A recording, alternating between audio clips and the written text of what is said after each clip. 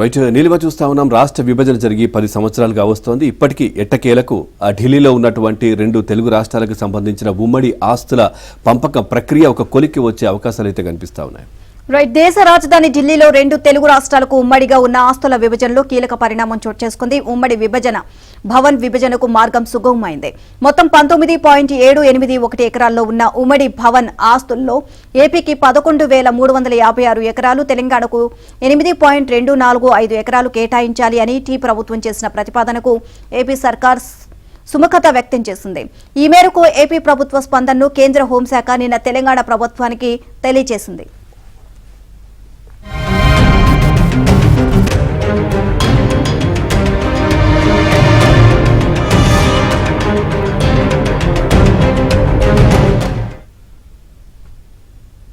Right AP Bhavan కింద ఉన్న Godavari black 4.315 ఎకరాలు, శబరి బ్లాక్ తో పాటు అంతర్గత రహదారులు, దుకాణాలు ఉన్న 0.512 ఎకరాలు, నర్సింగ్ హాస్టల్ 3.359 ఎకరాలు, పటౌడీ హౌస్ లో 2.396 ఎకరాలు ఏపీకి ఇచ్చేలా ప్రతిపాదన చేశారు.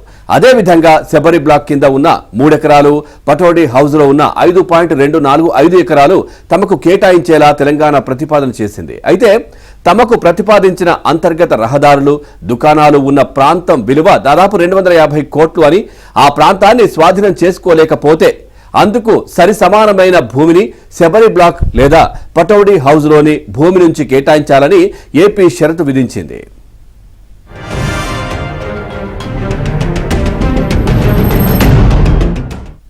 దీనిపై రాష్ట్ర ప్రభుత్వ వివరణ కోరుతూ కేంద్ర హోంశాఖ నిన్న తెలంగాణ ప్రభుత్వ ప్రధాన కార్యదర్శికి లేఖ రాసింది. కాగా ఢిల్లీలోని ఉమ్మడి ఏపీ భవన్ కు భూములు, భవనాలతో సహా దాదాపు 9,913.505 కోట్ల విలువైన ఆస్తులు ఉన్నాయి.